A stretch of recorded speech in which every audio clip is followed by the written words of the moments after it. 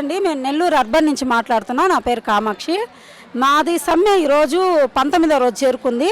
ఈ సమ్మెలో భాగంగా మేము 19వ రోజు మా పీడీ గారి ఆఫీస్ నుంచి మా మంత్రి గారైన కాకాని గోవర్ధన్ రెడ్డి గారి ఇంటి వరకు ర్యాలీగా వెళ్ళి ఆయనకు అర్జీ ఇవ్వాలని ఈరోజు కార్యక్రమం మొదలుపెట్టామండి. కానీ దానికి విరుద్ధంగా పోలీసులు, మహిళా పోలీసులు, మామూలు పోలీసులు, ఎస్ఐలు, డిఎస్పీలు అందరూ కూడా వచ్చి ఈరోజు మమ్మల్ని కనీసం మా పీడీ గారి ఆఫీసులో నుంచే పోనీయకుండా, కదలనివ్వకుండా మా నాయకుల్ని ఈరోజు పోలీస్ జీబులో వేసుకోవడం జరిగిందండి. దానికి మేము నిరసనగా ఈరోజు వాళ్ళని దించాలని మాకు ఆ వ్యాన్లకు అడ్డం వచ్చినందుకు మా మహిళల్ని ఇదిగోండి మా ఆయమ్మలకి చేతులు గాయాలు చేశారు. మా ఆడవాళ్ళని చీరలు దుర్యోధన దుశ్శాసన పాలన ఈరోజు జరిగిందండి. ఇక్కడ ఈ ప్రభుత్వం చర్యలు పూనుకొనే ప్రభుత్వం చెప్పబట్టే ఈ కాకాని గోవర్ధన్ రెడ్డి మంత్రి గారైనా మేమెంతో గౌరవంతో ఆయన ద్వారా మా ముఖ్యమంత్రి తెలియజేయాలని ఉద్దేశంతో మేము ఈరోజు మంచి నిర్ణయం తీసుకొని శాంతియుతంగా మా సమ్మె మేము జరుపుకుంటుంటే ఈరోజు ఆయన మా మంత్రి కాకాని గోవర్ధన్ రెడ్డి గారు పోలీసులకు ఏం పురమాయిచ్చారో మాకు తెలియదండి. మా అక్కా చెల్లెమ్మలు రేపు ఓట్లు అడగడం, మేము ఓట్లు వేస్తేనే కదండి వీళ్ళు ఎమ్మెల్యేలు అయ్యి ఈరోజు మంత్రులు అయ్యారు. మరి మేము ఓట్లు అయిపోతే వీళ్ళు మా ఎమ్మెల్యేలు అయ్యి మంత్రులు ఎలా ఎక్కి ఈరోజు మమ్మల్ని ఇలా రోడ్ల పాలు చేసి మమ్మల్ని హింసిస్తున్నారు. అదే మేము ఓట్లు వేయకుండా ఉండుంటే ఈరోజు మాకు ఈ స్థితి వచ్చిండేది కాదు కదా. మా చెప్పు తీసుకొని మమ్మల్నే కొట్టుకునేటట్టు ఒక్క ఛాన్స్ అని ఈరోజు ఒక్క ఛాన్స్ లేకుండా అంగన్వాడి అక్కా చెల్లెమ్మకి లేకుండా చేశారండి.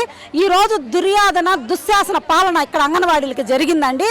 ప్రతి ఒక్క అక్కా చెల్లెమ్మలకి ఈరోజు పోలీసు వాళ్ళు అయితేమి, మగవాళ్ళు అయితేమి, ఆడవాళ్ళు అయితేమి చీరలు లాగేస్తూ చాలా నీచంగా ఆడవాళ్ళ జుట్లు లాగేస్తూ ఈరోజు ఆడవాళ్ళనైతే ఆ మహిళలని ఈరోజు చాలా ఘోరంగా అందరూ ఇటు తోసేస్తూ అటు దోసేస్తూ ఈరోజు చాలా అన్ని రకాలుగా ఇబ్బందుల పాలు చేశారు. కానీ అంగన్వాడీలు ఎక్కడ కూడా తగ్గకుండా ఈరోజు మా నాయకులు దించుతారా లేదంటే మంత్రి వచ్చి మేము పానీయకుండా చేశాడు అదే గోవర్ధన్ రెడ్డి మంత్రి గారు ఈరోజు మా దగ్గరకు వచ్చి మా లెటర్ తీసుకుంటాడా అని కూడా మేము ఇక్కడికి వచ్చి కూర్చొని బైఠాయించున్నామండి.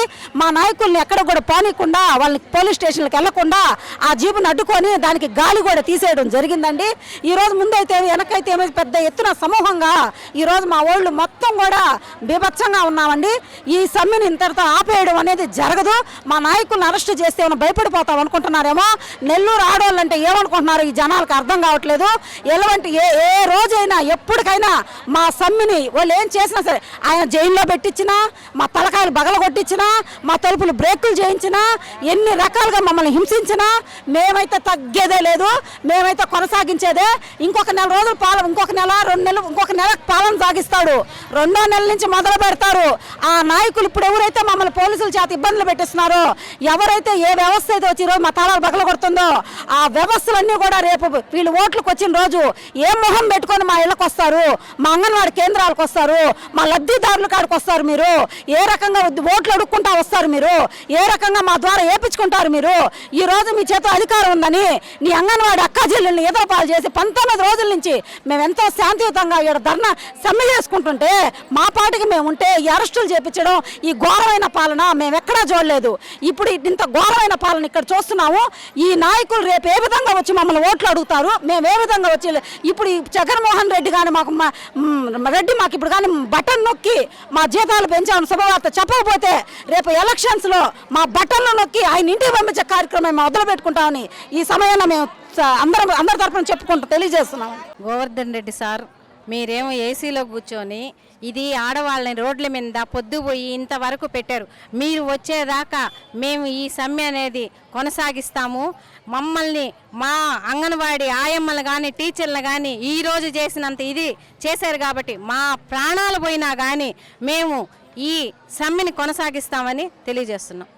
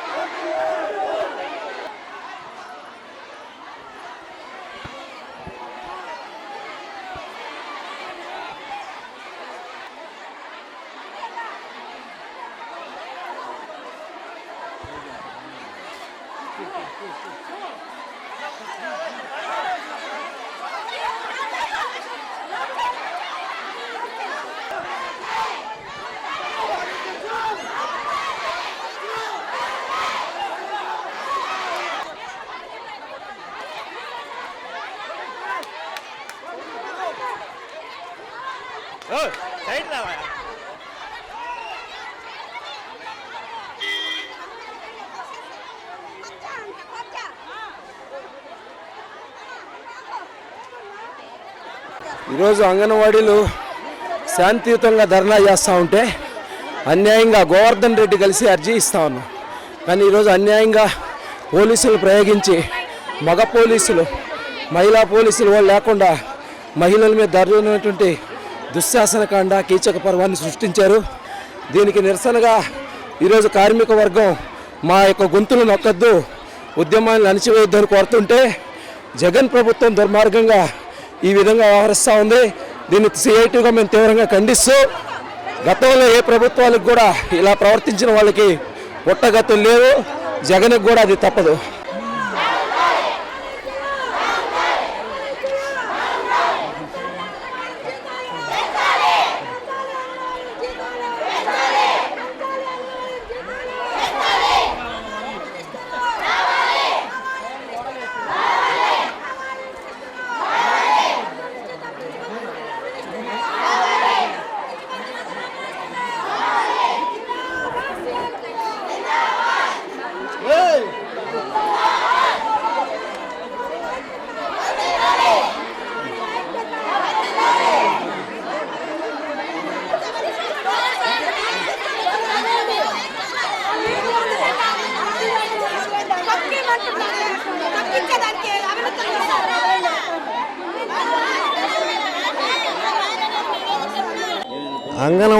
అంగన్వాడీ వాళ్ళకి సపోర్ట్గా నాయకత్వాన్ని వస్తే అక్రమంగా అరెస్ట్ చేసి తీసుకెళ్తున్నారు.